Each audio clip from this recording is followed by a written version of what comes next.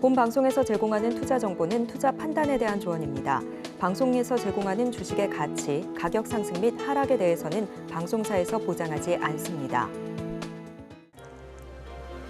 실시간 정보 브리핑입니다. 첫 번째 브리핑입니다. 금융당국이 코리아 디스카운트 해소를 위한 밸류업 공시 가이드라인을 발표했습니다. 밸류업 공시 가이드라인에 따른 공시 대상에는 이른바 쪼개기 상장 등 비재무제표 관련 내용도 포함됐는데, 이는 정부가 기업 지배구조 문제가 코리아 디스카운트 주요 요인 중 하나라고 판단했기 때문입니다. 소비자 물가 상승률이 3개월 만에 3% 밑으로 내려왔습니다. 하지만 과일값은 진정될 기미를 보이지 않고 있습니다.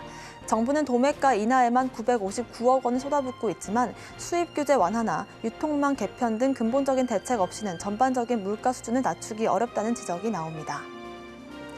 마지막 브리핑입니다. 네이버가 중국 이커머스 플랫폼 알리와 테무 등 공습이 이어진 1분기 시장 전망을 뛰어넘는 역대 최대 실적을 기록했습니다. 광고와 커머스 사업이 높은 성장률을 기록한 덕분인데요. 네이버를 기점으로 국내 커머스 플랫폼 기업들이 어떤 성장세를 보여줄지 주목해 보시길 바랍니다.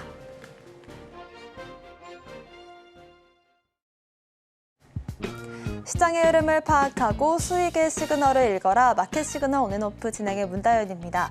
빠르게 변하는 시장 속에서도 수익의 시그널 보내는 종목과 섹터들이 있습니다. 저희와 1시간 동안 그 수익의 시그널들 확인해 보시기 바라겠습니다.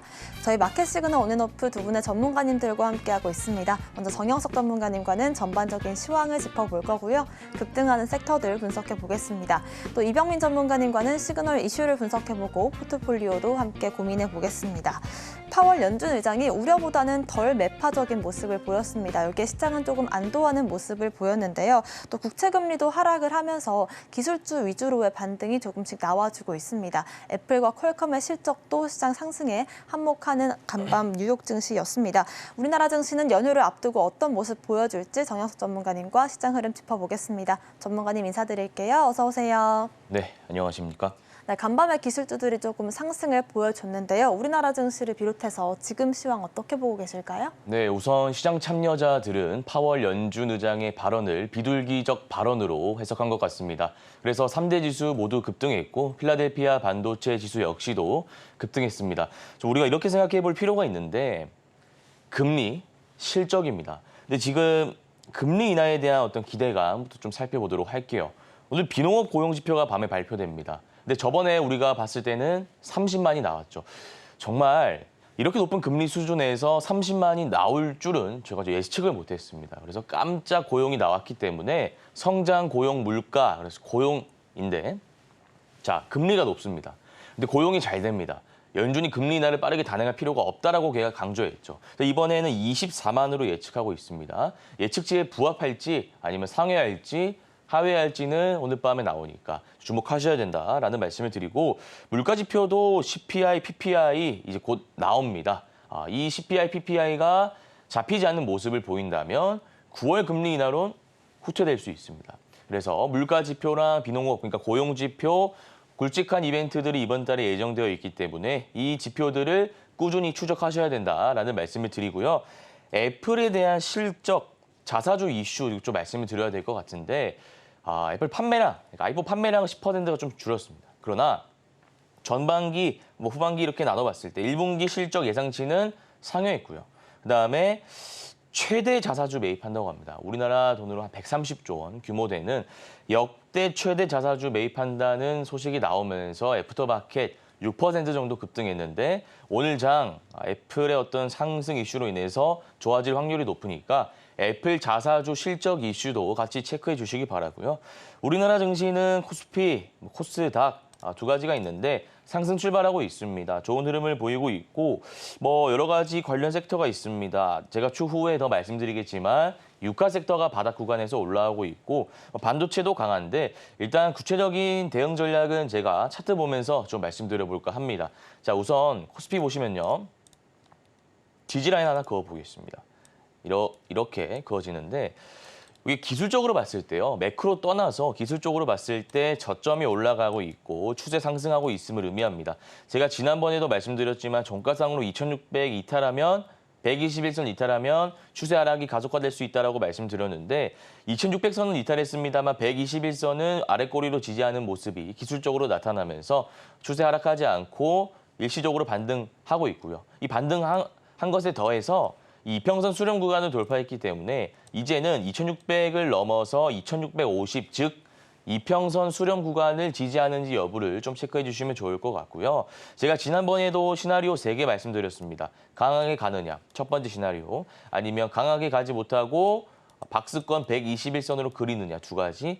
혹은 물가 실적 다 안 나오면서 121선 이탈하는 최악의 시나리오, 마지막 시나리오 말씀드렸는데 우리 시장은 일단 첫 번째 시나리오, 즉 이평선 수렴 구간에서 잠시 횡보하다가 추세 상승하면서 전고점 라인 2779를 돌파할 가능성이 높아진 차트 패턴이다라는 말씀을 드리고요. 코스닥 같은 경우에도 지금 추세 상승하면서 올라가고 있습니다. 추세 지지 라인 이평선 수렴 구간이 850선 이 부근인데 이 라인만 이탈하지 않는다면 코스피와 마찬가지로 전고점 돌파할 수 있지 않을까 하는 개인적인 생각 말씀드리고요. 지금과 같은 장세에서 전략 하나 채워드리겠습니다.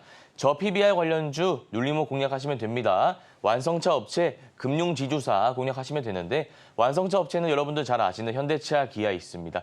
기아는 이번에 실적 너무 잘 나왔으니까 추세 매매 기법 이용하셔가지고 들어가시면 되고 마지막으로 반도체 좀 말씀드리고 싶습니다. 반도체, 한미반도체, 이수페타시스, 삼성전자, SK하이닉스 등등 여러 가지 너무나 좋은 기업들 많습니다. 실적 나쁘지 않고요. 오히려 실적 좋습니다. 차트도 나쁘지 않고 좋기 때문에 1파 이후 눌림 기법을 이용하셔가지고 매수 타점 잡으신 다음에 최종적인 목표가는 전고점 라인으로 잡아보시면 될 것 같습니다. 네, 시장이 좀 하락을 보일 때 저희가 잡아드렸던 시나리오대로 좀 흘러가는 모습들이 나왔었고요. 코스피와 코스닥이 당분간은 조금 하락을 멈춰갈 수 있는 부분들까지도 체크를 해보실 수가 있었습니다. 국내 증시에서는 저PBR 관련주들 위주로 해서 포트폴리오를 만드는 전략과 함께 반도체 위주로의 그런 시장 흐름들 아직까지 유효하다라고 말씀 짚어주셨고요. 저는 상승 섹터 분석 시간으로 넘어가 보겠습니다.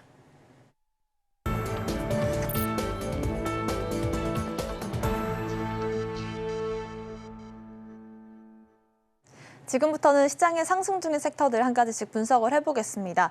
바이든 하면 빼놓을 수 없는 게 또 태양광 관련된 섹터가 아닐까 싶은데요. 모두를 위한 태양광 프로그램을 실시한다라고 합니다. 여기에 더해서 미중 갈등 속에서 우리가 태양광 관련된 이런 관세 이슈들도 있었는데 이 태양광 섹터는 지금 당장에 어떻게 보면 좋을까요, 전문가님? 네, 태양광 섹터 같은 경우에는 바이든 대통령의 어떤 정책적인 부분도 겹쳐 있기 때문에 모멘텀은 좀 살아있다 생각하시면 됩니다.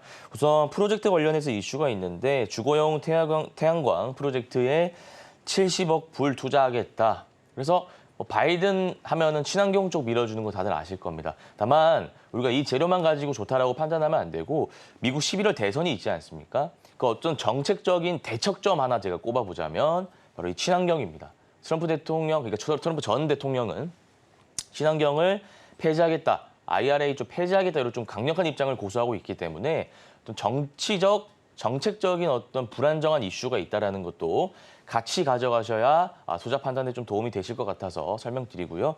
마지막으로 말씀드리자면 미국의 태양광 업계가 이 중국 제품의 최고 270%, 무려 270% 관세를 부과해달라고 좀 요청하고 있는 모습입니다. 제가 저번에도 말씀드렸지만 철강, 알루미늄, 관세 이슈 최대 3배까지 인상 추진한다라는 어떤 바이든 대통령의 직접적인 언급으로 인해서 국내에 상장된 기업들의 어떤 반사이익 수혜 기대감으로 인해서 관련 기업들이 많이 올랐던 그 메커니즘을 다들 기억하실 겁니다. 마찬가지로 이게 실제로 이루어진다면 태양광 관련주들 바닥 구간이고 모멘텀 살아있기 때문에 한 차례 움직일 수 있다는 거 기억해 주시고요. 구체적인 관련주는 하나솔루션 등등 여러 가지 기업이 있는데 대응 전략 일봉 차트 보면서 좀 잡아드리도록 하겠습니다. 자, 보시면 수급을 보기보다는 차트를 그냥 보시면 될 것 같은데 이날 언제냐면요. 2월 달입니다. 2월 22일이랑 2월 23일인데 장대 음봉이 연달아서 2개가 나왔습니다. 거래 대금이 실렸기 때문에 바닥 구간에서 세력들의 이탈 물량이다. 좀 저는 이렇게 보고 있습니다. 보통 이런 캔들이 나온다면 LG생활건강, 카카오가 이런 패턴이 있는데 돌파하기 힘듭니다. 돌파하기가 힘들어요. 물론 돌파한 사례는 있습니다. 삼성전기 이런 거 차트 보시면 이런 캔들이 거래대금 실리면서 나왔는데 돌파하면서 결국 추세 상승하죠. 자, 그러면 우리가 여기서 봐야 되는 부분은 뭐냐?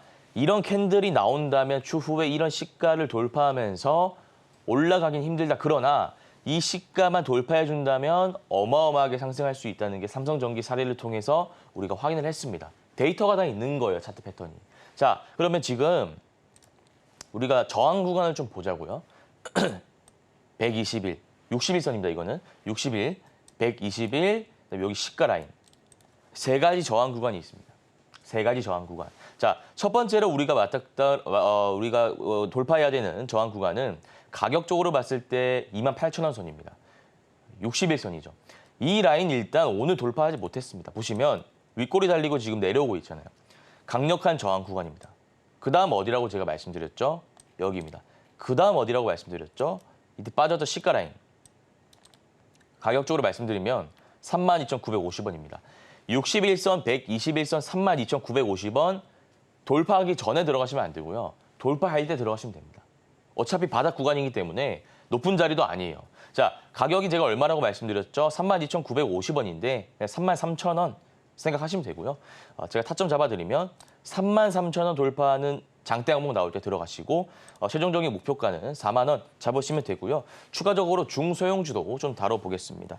HD현대 에너지 솔루션인데 바닥 구간인데 자 매물대입니다. 다 매물대입니다. 이게 무슨 말이냐? 가격적으로 말씀드리면 35,000원에서 8만 원까지 물려 있습니다. 누가? 개인 투자자가요. 거래대금 보시죠. 자, 그러면 지금 주가가 86,200원 하던 주가가 24,000원, 반토막도 아닙니다. 24,000원까지 내려왔습니다. 7만 원, 8만 원 보유하고 있는 개인 투자자의 심리가 어떨까요? 잘 한번 생각해 보시기 바랍니다. 내가 이때 물론 판 사람도 있겠지만 올라갈 거야라고 생각하고 담았던 사람들 지금 어떨까요? 아무리 좋은 재료가 있다 하더라도 올라올 수가 없는 겁니다. 왜? 저항 물량이 있기 때문에. 매물대가 많기 때문에. 그래서 이거 하나 체크해 주시면 좋고요. HD현대 에너지솔루션은 매물대가 너무 많다라는 말씀 다시 한번 드리면서 신규 검토는 하시면 안 됩니다. 그래서 제가 정리해 드리자면 하나솔루션은 매물대 많긴 합니다만 타점 하나 나온다라는 말씀 드렸어요. 1차 저항 구간 60, 2차 저항 구간 120, 3차 저항 구간이 장대한봉의 시가라고 말씀드렸습니다. 이 33,000원 돌파하는 장대한봉 나오면 매수 타점 잡으시고 최종적인 목표가는 4만 원 제시해 드리도록 하겠습니다. 네, 태양광 섹터는 워낙 긴 시간 쉬어갔기 때문에 바닥에서 접근하는 게 좋지 않을까라고 생각하시는 분들도 계실 수 있을 텐데요. 바닥이라고 해서 다 좋은 게 아니라 세력의 물량이 이탈된 거일 수도 있고 또 윗 매물대가 많다는 의미는 움직이기 어려울 수도 있으니 투자 판단에 조금 참고를 해보시면 좋을 것 같습니다. 두 번째 섹터로는 유가 섹터 짚어볼 텐데요. WTI 지수가 4월 초에 86달러를 넘겼었는데 그 이후로 줄곧 좀 하락을 해서 오늘자 기준으로 78달러까지 좀 내려오는 모습이었습니다. 여기에 따라서 유가 관련주들도 조금씩 좀 내려오는 모습들이 나왔었는데 유가 관련주들 워낙에 좀 급등락이 심한 섹터잖아요. 지금은 어떻게 접근해보면 좋을까요? 네, 사실 유가 관련 섹터는 급등락이 심합니다. 그래서 우리가 접근하기가 힘든데 우선 재료 말씀드리고 개인적인 생각까지도 제가 좀 첨언하도록 하겠습니다. 우선 이라크 이슬람 조직이 이스라엘을 향해 미사일 공격을 단행했습니다. 새로운 이슈죠. 추가적인 장작이 들어간 겁니다. 그래서 좀 불이 탈 수 있다는 거 생각해 주시고요. 국제유가 가격이요. 국제유가가 7주 만에 최저 수준 하락했습니다. 공급 관련된 이슈 때문이에요. 자, 그래서 이 두 가지 재료를 좀 같이 보셔야 되는데 모멘텀 보자고요. 일단 국제유가 100달러 돌파한다. 100달러라는 게 배럴당 상징적인 의미가 있잖아요.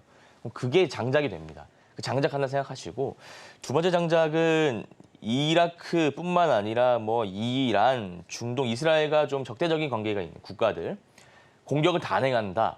그럼 새로운 장작입니다. 근데 이게 국제유가 올라간다 하는 것보다 더 좋아요. 왜? 중동 전쟁이 확산되면 국제유가가 올라갈 거야라는 기대감까지 1+1으로 같이 있잖아요. 그러니까 이게 강력한 재료인데 자, 우리 지금 시점에서 한번 이렇게 생각해 보시기 바랍니다. 어떻게 예측합니까? 중동 전쟁이 날지 안 날지. 자, 가령 오늘 같은 경우에 이라크 이슬람 조직이 미사일 공격을 단행했다고 하는데 그거 예측한 사람이 있습니까? 모릅니다. 그래서 이 유가 관련주는 접근하기가 좀 까다롭다라는 걸 말씀드리는 것이고요. 새로운 재료가 나왔기 때문에 종가 매매 관점에서 치고 빠질 수는 있습니다. 그래서 그 전략을 제가 차트 보면서 좀 말씀드려 볼까 합니다. 자, 우선 한국석유 좀 보겠습니다. 한국석유 보시면 올랐다, 내리고 오르고 있죠. 여기 왜 오르는지는 제가 방금 말씀드렸습니다. 국제유가 때문이 아닙니다. 국제유가는 오히려 지금 미국 그 재고 증가 영향 때문에 빠지고 있습니다. 이라크 이슬람 조직이 미사일 공격했기 때문에 그 속보로 나오면서 주가가 그냥 오르는 겁니다. 자, 그러면 이게 연속성 있는 재료냐라는 것을 우리가 좀 분석해 볼 필요가 있겠죠. 그러니까 연속성이 있다는 재료라는 게 무슨 말이냐면 추후에 중동 전쟁 관련해서 더 나올 재료가 있느냐. 이라크가 이스라엘 공격했으니까 이스라엘도 반격하지 않을까. 이란한테도 반격했으니까요. 그런 좀 기대감을 갖게 되는 거죠. 물론 그렇게 되면 안 좋죠. 우리가 좀 그런 측면에서 봤을 때 전쟁이 확산되면 안 되지만 이거는 이 투자 관련된 섹터 관련된 부분에 한해서 말씀드리는 겁니다. 어쨌든 그렇게 된다면 유가 관련 섹터가 한 차례 오를 수 있다는 거 체크해 주시면 좋고요. 가격적으로 봤을 때 17,200원 이 라인이 굉장히 중요한 라인인데 보시면 지금 이평선 수렴 구간입니다. 수렴 구간이라는 게 어려운 말이 아니고요. 그냥 11선, 21선 다 모여 있죠. 동그라미 친 부분에. 그거 말씀드리는 겁니다. 지금 이 라인을 돌파하는 장대 양봉이 나왔기 때문에 우리가 종가 관점에서 들어갈 수 있고요. 최종적인 목표가는 전고점까지는 보시면 안 되고 19,000원 짧게 보시면 되고 그다음에 한국석유, 중앙에너비스, 흥구석유 있는데 자, 흥구석유 한번 보겠습니다. 흥구석유 보시면 돌파하지 못하고 있죠. 이거는 패스하시면 됩니다. 한국석유가 대장이고 중앙에너비스 보시면 돌파 못하고 있죠. 패스하시면 됩니다. 자, 유가 관련된 섹터 정리해 보겠습니다. 대장은 한국석유고 2등주, 3등주는 흥구석유, 중앙에너비스이기 때문에 그 두 가지는 보실 필요가 없습니다. 한국석유 타점 한번 잡아드리겠습니다. 지금 종가 관점에서 들어가시고 최종적인 목표가는 19,000원 잡고 대응하시면 될 것 같습니다. 네, 유가 관련주는 워낙에 좀 대응하기 어려운 부분들이 있기 때문에요. 지금 지정학적인 리스크를 예측하기 어렵다는 점들도 참고를 해보시면서 대장주 한국석유에 대한 매매 전략들도 참고를 해보시면 좋을 것 같습니다. 유가 관련주들 짚어봤고요. 마지막 섹터로는 반도체 섹터 짚어보겠습니다. 간밤 엔비디아가 4% 넘는 상승을 보여주면서 다시금 이 반도체주들의 좀 반등세를 보여주는 거 아닌가라는 생각이 좀 들고 특히나 삼성전자도 국내에선 3거래일 연속으로 상승세를 이어가면서 잠깐 쉬어갔던 움직임들이 다시 좀 살아나고 있는 것 같은데요. 어떤 전략 한번 세워주실까요? 네, 리노공업, 삼성전자, SK하이닉스 등등 다양한 반도체 관련주도 많고요. 모멘텀이 좀 여러 가지가 있는데 우선 4월 대미 수출이 역대 최대치를 경신했다고 합니다. 누가 이끌었냐? 반도체랑 자동차입니다. 기아 실적 좋은 거 아실 겁니다. 완성차 업체가 이끌었고요. 반도체도 실적 너무 좋은 거 잘 아실 겁니다. 그래서 이 두 가지 업종이 대미 수출 최대치로 이끌었다. 좀 생각해 주시면 좋을 것 같고요. 추가적으로 제가 정말 중요하다 생각해서 들고 왔던 재료인데요. 반도체 디램이 16개월 만에 올랐다고 합니다. 이달러대를 회복했기 때문에 굉장히 지금 좋은 이슈가 나왔습니다. 굉장히 좋은 이슈가 나와서 이 업황, 그러니까 불황을 좀 탈출했다라고 좀 생각해 주시면 좋을 것 같고요. 마지막으로 삼성전자 HBM 매출이 100억 달러를 돌파했다고 합니다. 100억 달러를 돌파했기 때문에 우리가 추후에 리노공업이라든지 삼성전자, SK하이닉스 한 차례 공략해볼 만한 자리가 나온다라는 말씀을 드리면서 구체적인 가격 전략은 일봉 차트 보면서 좀 잡아드리도록 하겠습니다. 자, 우선 리노공업부터 좀 살펴보겠습니다. 리노공업 보시면 올라가고 내려오고 올라가고 있습니다. 자, 1파, 눌림, 2파. 우리가 파동이 어디까지만 나올지 예측한다면 가령 3파까지 나온다라고 확신할 수 있다면 지금 2파 부근이니까 2파 이후에 눌림에 들어가면 되겠죠. 자, 그러면 제 생각을 좀 말씀드려야겠죠. 리노공업 같은 경우에는 엔비디아 이슈 나오면 한 번씩 오르는 것 같고요. 또 AI 반도체 실적 이슈 있기 때문에 3파까지는 갈 수 있다 봅니다. 수급적인 측면도 보면요. 자, 외국인 팔고 있는데 최근 3거래일 담고 있고 기관 투자자가 담고 있는데 금융투자 투신 쪽 담고 있습니다. 공식은 아닌데요. 금융투자, 보험, 투신, 기타금융은행 등등 있는데 우리가 봤을 때 사모펀드랑 그다음에 투신이랑 단기적인 성향이 강합니다. 특히 사모펀드는 무조건 수익 내는 곳이기 때문에 단기적인 성향이 좀 강합니다. 그래서 제가 아까도 말씀드렸지만 공식은 아닙니다. 보통 일반론적으로 그렇다 이거고. 여러분들 잘 아시는 연기금, 그다음에 금융투자, 보험, 장기투자 성향이 강합니다. 자, 그러면 이 금융투자에서 자금이 지금 꾸준히 들어오고 있잖아요. 보시면 10거래일 이상 들어오고 있기 때문에 우리가 조금 물린다 하더라도 금융투자 수급이 들어옵니다. 계속 들어와서 우리가 추세 상승할 확률이 높다라는 말씀을 수급적인 측면에서 드리고요. 지금 우리가 타점을 잡아본다면 눌림을 좀 잡아야 되는데 어디일까요? 24만 원 61선입니다. 이 라인은 이탈한 적이 크게 없습니다. 이탈했다 하더라도 121선을 이탈하지 않았기 때문에 제가 전략 하나 세워드리자면 24만 원의 매수 타점 잡으시고 손절 라인은 22만 원, 매입가 대비해서 20% 익절 타점 잡으시면 되고요. 삼성전자 좀 말씀드리자면 자, 지금 올랐다가 내리고 횡보하고 있는데 이 종목도 수급 볼게요. 외국인이 보시면 어마어마하게 담고 있습니다. 기관 투자자가 팔고 있는데 연기금 담고 있습니다. 금융투자가 많이 팔았네요.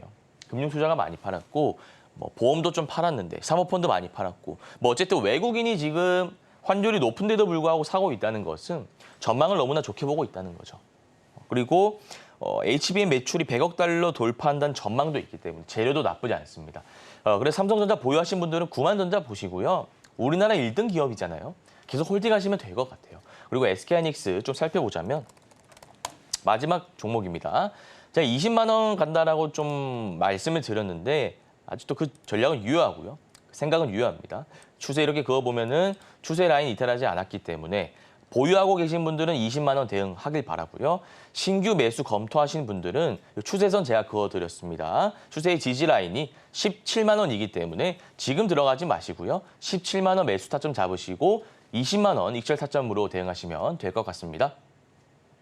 네, 우리가 수급 주체별 특히나 기관들의 성향을 파악하는 것 역시도 투자에 좀 도움이 될 수 있을 것 같은데요. 수급 주체별 성향들을 좀 분석을 해주셨고요. SK하이닉스와 삼성전자까지도 참고를 해보시면 좋을 것 같습니다. 이렇게 해서 오늘 장에서 상승 보여주고 있는 섹터들 분석을 들어봤습니다. 오늘 장에서 공략할 수 있는 종목은 어떤 종목일지 전문가님의 오늘의 공략주 어떤 종목일까요? 네, 오늘의 공략주는 BH라는 종목을 좀 들고 왔습니다. OLED 제품군 확대 및 북미 폴더블 출시 기대감이라는 이슈로 좀 오르고 있는데 애플 관련된 이슈가 사실 큰 것 같아요. 애플 관련된 이슈가 크기 때문에 주가가 좀 오르고 있다 보시면 되고 차트 보면서 제가 좀 말씀드릴 건데 제가 저번에 그 YC캠 때도 말씀드렸던 것 같은데 이게 장 전에는 안 올랐는데 그러니까 방송 전에는 안 올랐는데 지금 올라서 아쉽다라고 말씀드렸어요. 차트 한번 보실까요? 차트 보시면 분봉 차트인데 지금 오르고 있습니다. 말씀드리는 순간 지금 거래 대금 실리면서 2750원 오르고 있는데 아쉽습니다. 그래서 이거는 지금 들어가셔도 되고 네, 방송 보시는 분들 지금 좀 들어가셔도 되고 종가에 들어가셔도 좋아요. 왜 좋냐? 근거가 당연히 있어야겠죠. 자, 거래 대금이 이전일 기준으로 44억입니다. 슈퍼게임이 한 사람이 일본 거래 대금을 만들 수 있는 정도의 수치입니다. 그 다음 80, 19억. 이렇게 가다가 오늘 얼마 거래 대금이 들어오고 있죠? 1,600억. 자, 이전 거래 대비해서 3,737배. 어마어마한 금액이 들어오고 있다는 겁니다. 자, 그래서 이 종목 같은 경우에는 지금 수급이야 중요하지 않습니다. 오늘 갑자기 들어오고 있고 지금 투신이 좀 담고 있네요. 외국인 기관이 담고 있는데 다음 주 휴일이죠. 화요일 빠질 수도 있고 오를 수도 있겠지만 일단은 전망이 좋다라는 좀 말씀을 드리고 121선을 강력하게 돌파했기 때문에 제가 정리해 드리자면 지금 공략하셔도 되고 종가에 공략하셔도 됩니다. 매수 타점 잡으시고 최종적인 익절 타점은 23,000원으로 좀 대응 도와드리도록 하겠습니다. 네, 오늘의 공략주는 BH 알아봤고요. 121선을 강하게 돌파했기 때문에 오늘 장에서의 대응 전략들 말씀해주신 대로 참고를 해보시면 좋을 것 같습니다. 오늘 말씀 주신 정영석 전문가님과는 여기서 인사드릴게요. 고맙습니다.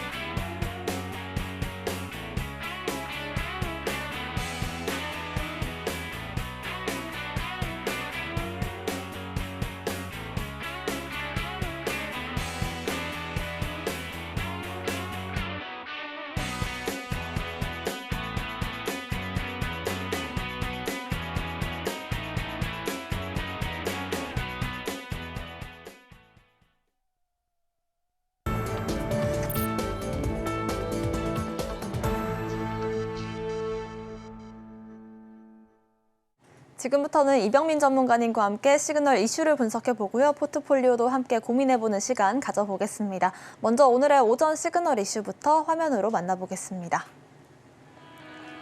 오늘의 오전 시그널 이슈는 3일 연휴의 눈치 보기 장세입니다. 이번 주 코스피 코스닥 지수는 1%대 상승으로 소폭 변동성을 보이면서 잠잠한 흐름이 이어왔습니다. 섹터별로는 반도체와 화장품 섹터가 강세를 보였는데요. 특히나 지금 상황에서는 금리 관련된 불확실성이 큰 만큼 눈치 보기 장세를 이어갈 것으로 전망되고 있습니다. 예측하기 어려운 갈림길 속에서 어떤 전략을 세워보면 좋을지 이병민 전문가님과 얘기해보겠습니다.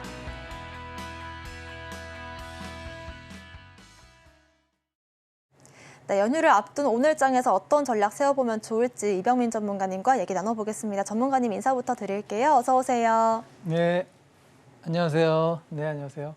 네, 전문가님 항상 금요일마다 저희 방송 나와주시는데 이번 주는 특히나 또 월요일 연휴가 있기 때문에 좀 오늘장의 대응 전략이 중요할 것 같습니다. 시장 어떻게 보실까요?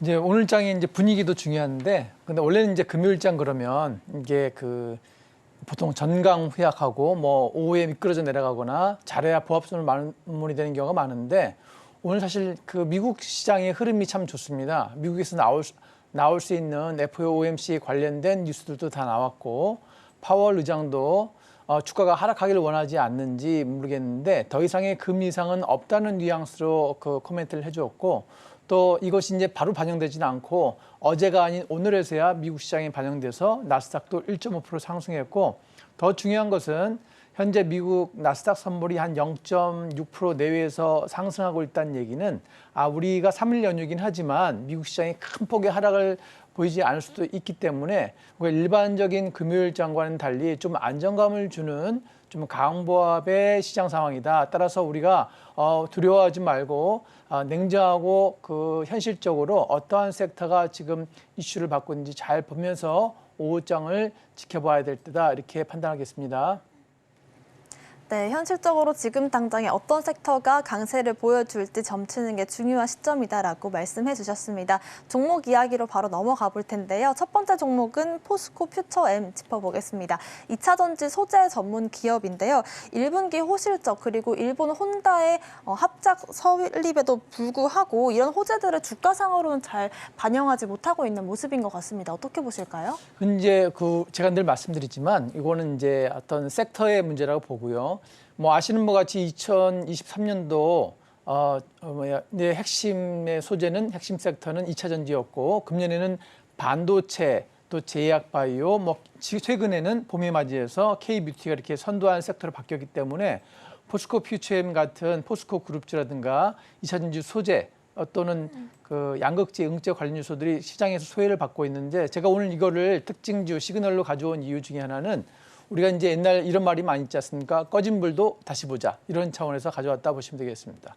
우리가 꺼진 불을 다시 보니까 어떻습니까? 아직 불씨가 살아있을 수도 있잖아요. 그래서 제가 한번 다시 봤더니 오히려 이 포스코 퓨처엠이 꺼진 불을 볼 만한 요인이 좀 있더라 해서 가져왔어요. 그래서 어떤 불인가 봤더니 23년도에 실적이 굉장히 안 좋았습니다. 22년도에 1,700억 정도의 영업이익을 냈는데도 불구하고 23년도 큰 폭의 상승했는데 영업이익은 360억밖에 안 나서 이러한 실망 매물감과 또 반도체주가 주목받으면서 sek터가 죽었는데 24년도 추정 실적을 봤더니 다시 2022년만큼의 영업이익, 즉 한 1,700억 정도의 흑자가 예상되는 아직 불이 죽지 않았다. 이거 파악해서 제가 오늘 가져왔고요. 이 종목에 대해서 특히 많이 설명드리지 않아도 이것이 포스코 그룹 계열사 중에 하나이면서 포스코 계열의 2차 전지 소재재 관련된 즉 대부분의 매출이 에너지 소재 부분에서 발생하고 있다는 걸 다 알고 계시죠. 그래서 이 회사가 나쁘지 않고 또 뭐 최근에 수급은 안 좋았는데 어제 오늘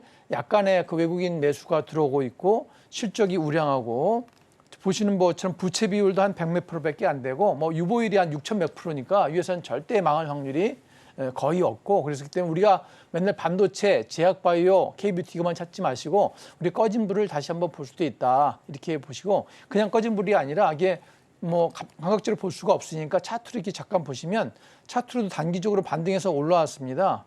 여기 한 30만 원까지 최근에 올라왔다가 이번 주에 약간 눌리고 내리고 있는데 제가 생각하는 저 차트상의 평균 가격은 27만 원, 27만 800원 정도가 27만 얼마죠? 27만 4천 원 정도가 최근의 평균 가격이니까 여러분들이 아마 매수하셔서 트레이딩 하시려면 27만 4천 원 근접했을 때 분할 매수하셔서 뭐 트레이딩 하셔도 큰 무리 없는 구간이다. 우리가 반도체 뭐 최근에 이슈 섹터만 보지 마시고 이것도 한번 꺼진 불도 다시 보자 이런 관점에서 가져왔으니까 트레이딩 하실 때 참고하시면 좋겠다 이렇게 말씀드리겠습니다.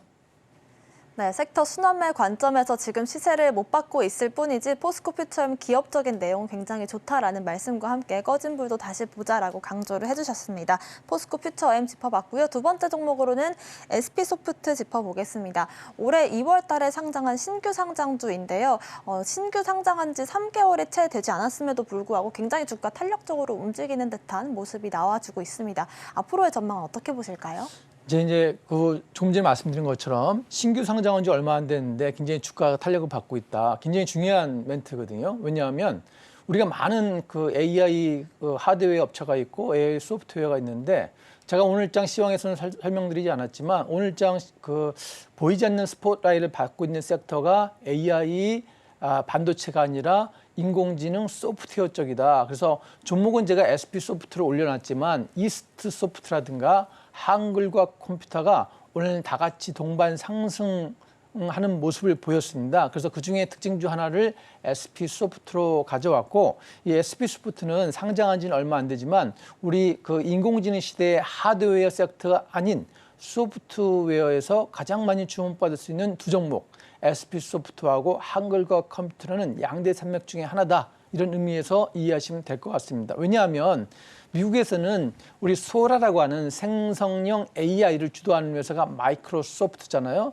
또 챗GPT의 그런 섹터도 있고 이런 걸 한국에서 받을 수 있는 연계된 회사가 유일하게 SP소프트입니다. 그러니까 어떻게 보면 유일한 회사죠. 항상 우리가 거래할 때 보면 상승할 때 모멘텀이 유일한 회사, 국내 유일 이런 멘트가 들면 많이 상승을 아시잖아요. 그래서 이게 한번 탄력을 받으면 쫙 올라가는 성향이 있습니다. 그래서 이 회사의 이제 차트상으로 봐도 지난번에 한번 팍 올랐다가 이 차트상에서도 저점이 이렇게 평균 가격이 14,900원 정도, 즉 14,000이 아니죠. 15,000원 정도가 이 회사의 저점에서의 평균 가격인데 지금은 21,500원 정도로 올라와 있습니다. 그렇지만 또 최근에 한 2주간의 거래의 평균가만 이렇게 한번 보셔도 대략 한 21,000원 정도가 최근 2주간의 평균 가격이니까 21,000원을 무너뜨리지 않으면 이 회사를 좀 매수해도 좋은 회사가 아닌가. 이게 오전장 시그널 종목이다. 이래서 가져왔습니다. 그래서 우리가 반드시 우리가 맨날 유리기판 이렇게 하거나 또 HBM 후공정, 전공정 또 관련돼서 장비 반도체 소재주 또 이렇게 K뷰티 이런 것만 쫓지 마시고 오늘 제가 가져온 특징주들의 특징은 뭐냐면 우리가 남들이 보지 않는 영역을 한 번씩 보자 이러면서 가져왔고요. 지금 사실 위치가 상당히 좋습니다. 왜냐하면 기술적으로도 5일선 위에서 살짝 오늘 올라와서 오늘 단기 반등을 줬었고 오늘 7% 정도 8.9% 올라왔었고 또 계속 올라갔으면 안 좋았을 텐데 지금 가격이 좋아요. 지금 가격이 21,400원 3% 오른 가격이니까 이게 만약에 5일선을 깨지 않고 오늘 수급이 나쁘지 않고 유지된다면 이 종목 상당히 좋다 이렇게 보여집니다.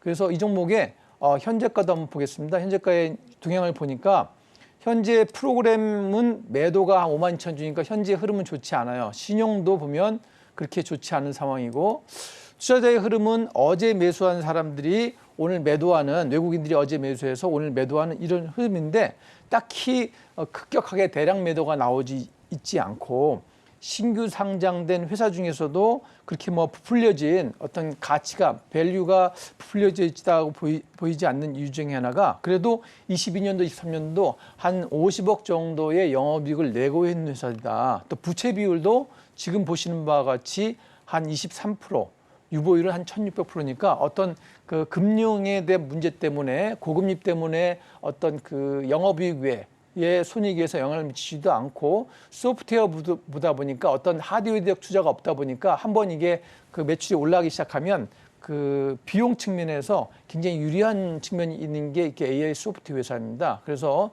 SP소프트는 지금 가격대의 차트상으로 봤을 때 이 가격 정도면 일부 소량 정도 매수해서 트레이딩할 수 있는 종목이다. 그리고 우리가 금년 내내 어차피 인공지능을 봐야 되기 때문에 그중에 한 항목 정도는 소프트웨어 쪽에서 한번 이해하고 관심 갖고 가야 되지 않을까 하는 게 SP소프트다. 그리고 이게 이 종목이 또 탄력을 받으면 굉장히 탄력을 받는 경향이 있고, 또 거래량도 한번 우리가 잠깐 같이 살펴보면 최근에 한 2주 전에 상승할 때 한 거래량이 이렇게 세 개가 빨갛게 떴었잖아요. 근데 그 이후에 등락을 거듭하다가 대량 매매가 없이 거래가 소감 상태입니다.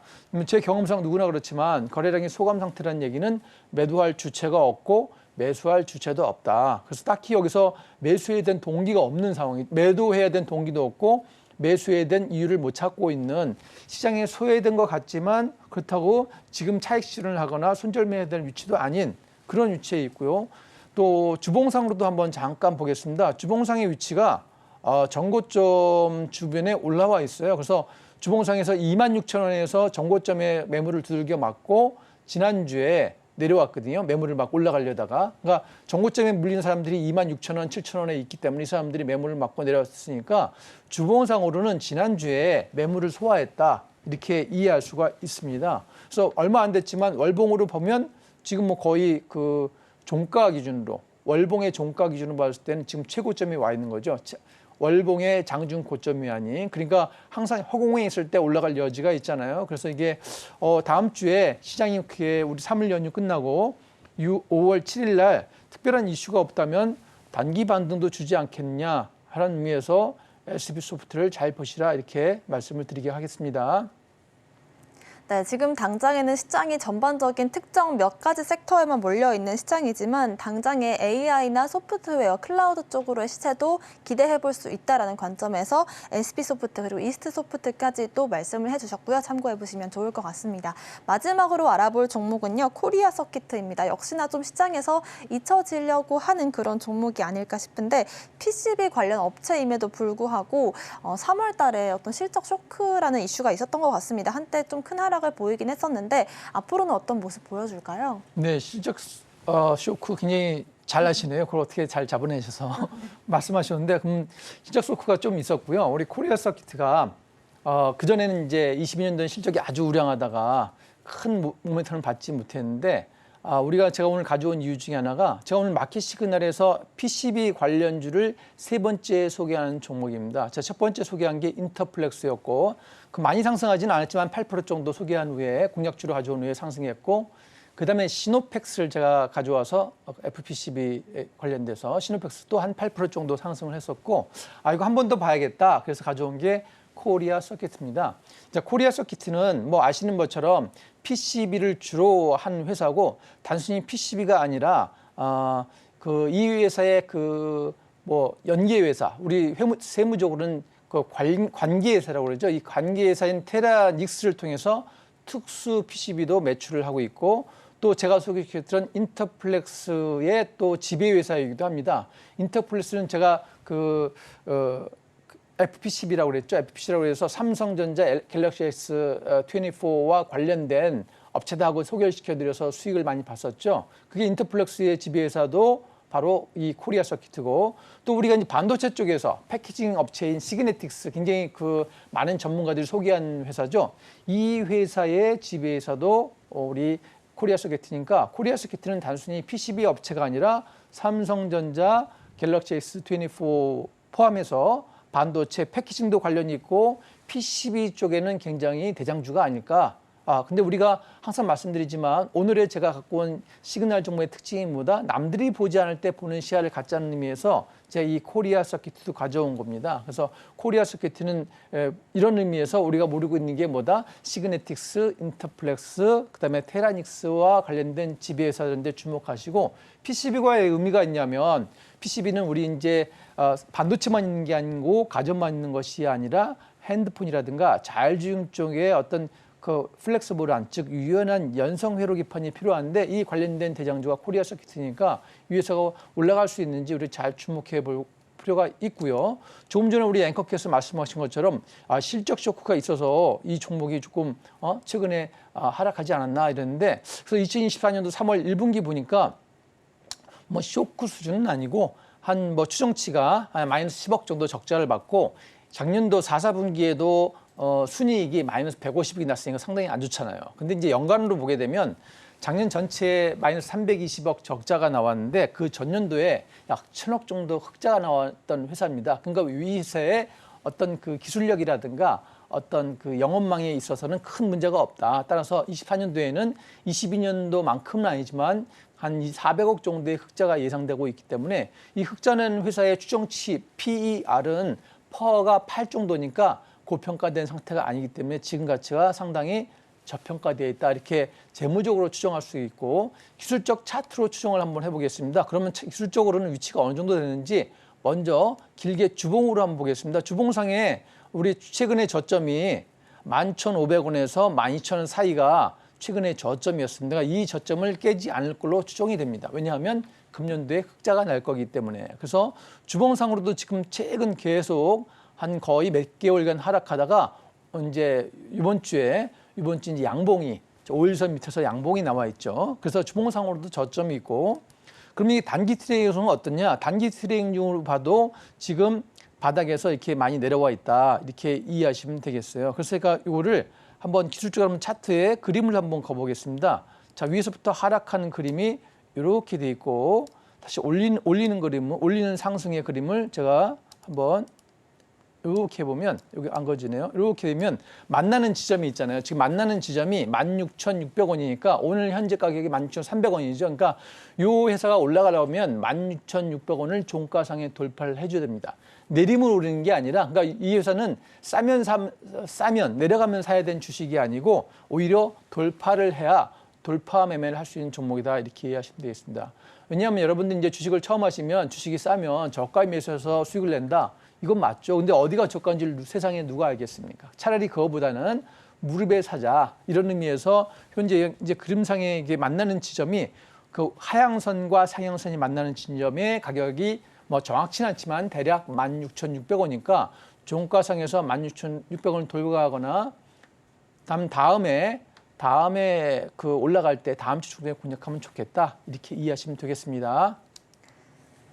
네, PCB 관련주는 저희가 일전에 방송에서 인터플렉스와 시노펙스도 언급을 드렸었고 그 이후로 꾸준한 상승이 나왔었는데요. 오늘은 코리아 서킷까지 짚어주셨습니다. 저희는 다시 한번 화면으로 정리해 보겠습니다.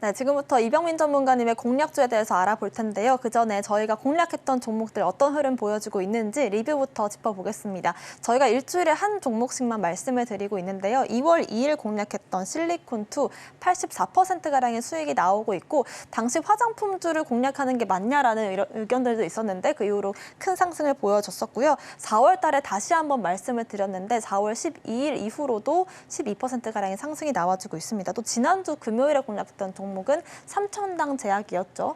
네. 이번 주 급등이 나와서 13%가량의 수익이 났더라고요. 리뷰로 한번 다뤄주실까요? 네네. 실리콘투는 이제 말씀드린 것이 2월 2일 날 제가 처음 이때 그 말씀을 드렸고요. 이때 말씀드리고 한 2주간의 눌림목이 있은 후에 한 상한가 한 번이 나왔습니다. 그리고 제가 화요일 방송에서도 이때 다시 한번 재추천을 해서 공략주로 해서 한 40% 가까이 상승을 이렇게 올라왔었고 다시 이 종목이 그다음에 상승했고 보니까 높이 올라와 있지만 K뷰티가 5월 달에 다시 한번 주목을 받겠다 싶어서 4월 12일 날 다시 한번 공략주로 추천을 이 부분에 드렸습니다. 그리고 그 이후에도 다시 한 20% 가까이 한 13% 정도죠. 상승을 했죠. 그러니까 이만큼 K뷰티를 제가 집단적으로 강의했는데 K뷰티가 제가 강의를 드릴 때만 해도 소개를 할 때만 해도 아무도 주목하지 않았는데 집단적으로 올랐습니다. 특히 어제는 본느가 제가 이제 본느가 20% 상승한 정도로 모든 K뷰티가 올랐고 그중에 대표주가 실리콘투자 이렇게 보시면 되겠습니다. 따라서 우리 K뷰티는 금년 상반기에 주목해야 될 섹터다 이렇게 이해하시면 되겠고 제가 추천한 다른 종목 하나 또 보겠습니다. 삼천당 제약은 제가 이제 그 마켓 시그널에서 3월 달에 추천드리고 100% 이만큼 100% 이렇게 상승했었는데 제가 쭉 내려와서 지난주 금요일 날 공략주로 추천을 드리고 또 토요일 날 수익을 말에 대해서 다시 한번 우리 알테오전과 더불어 HLB 더불어 공략주로 다시 한번 그 삼천당제약을 말씀드리고 이번 주에 특히 어제 오늘 급상승을 했죠. 어제 한 10% 오늘 한 7% 정도 이렇게 급상을 했습니다. 장중은 기준으로 하면 한 15% 이상 올랐겠죠. 그래서 여러분들이 이제 좋은 종목은 이렇게 추천드릴 때 잘 매수하셔서 트레이딩 하시면 좋겠다 이렇게 보시면 되겠고요. 따라서 금년에 하반기에 주목해야 될 상반기에 주목해야 될 섹터가 K뷰티와 제약바이오다 이렇게 이해하시면 되겠습니다. 네, K뷰티와 앞으로 바이오들의 흐름을 예측해주신 부분에서 저희가 공략주 리뷰 다시 한번 만나봤고요. 오늘 공략해볼 종목은 전문가님 어떤 종목일까요? 오늘 공략할 종목은 알테오전입니다. 제가 이제 지난주 토요일 날 수익을 말하다해서 HLB 그룹주 삼천당 제약을 소개시켜드렸고 다음에 알테오젠을 소개시켜드립니다. 그런데 지금이 딱 소개시켜드릴 영역입니다.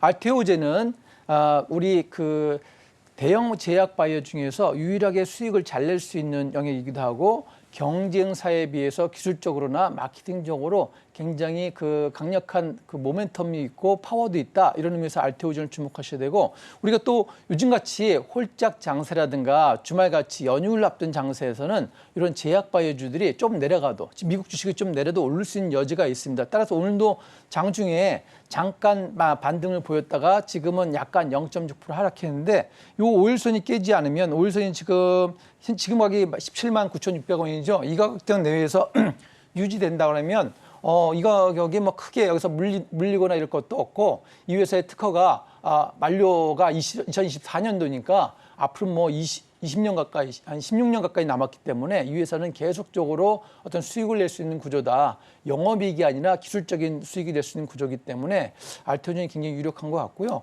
이제 수급을 잠깐 봤더니 수급에서는 기관들이 계속 매수를 하고 있어요. 이렇게 기관들이 특히 4월 23일 날 이후로 기관들이 매수를 계속하고 있는데 제가 그래서 어떤 기관이 매수하고 있나 봤더니 좀 중기, 장기 투자하는 연기금이 계속 들어와서 연기금이 한 번도 빠져나오지 않은 주식이에요. 그러니까 알테오전이 크게 여러분들이 무리한 베팅을 하지 않고 어제 오늘 많이 오른 삼천당 제약과 더불어 다음 주에 주목해야 될 종목들이 삼천당 제약, 알테오전 같은 대형 실적주다 이렇게 이해하시면 되겠습니다. 네, 지난주 공략했던 이 삼천당 제약에 이어서 이번 주 공략주는 알테오젠 짚어주셨습니다. 바이오 기업들에 대해서 주목을 해보시면 좋을 것 같습니다. 화면으로 정리해 보겠습니다. 마켓 시그널 온앤오프 오늘의 핵심 정리입니다. 오늘장 섹터로는 태양광과 유가, 반도체 짚어봤고요. 오늘장에서는 포스코 퓨처엠과 SP소프트, 코리아 서키트 알아봤습니다. 오늘의 공략주는 BH와 알테오젠 짚어봤습니다. 저희가 방송 중에 드리는 정보는 전문가님들의 조언일 뿐입니다. 참고만 하시길 바라겠고요. 서울경제TV와 서울경제신문을 사칭한 피해도 유의하시길 바라겠습니다. 오늘 저희가 준비한 소식은 여기까지입니다. 시청자 여러분 고맙습니다.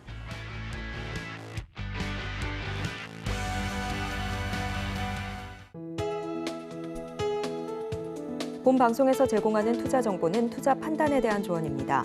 방송에서 제공하는 주식의 가치, 가격 상승 및 하락에 대해서는 방송사에서 보장하지 않습니다.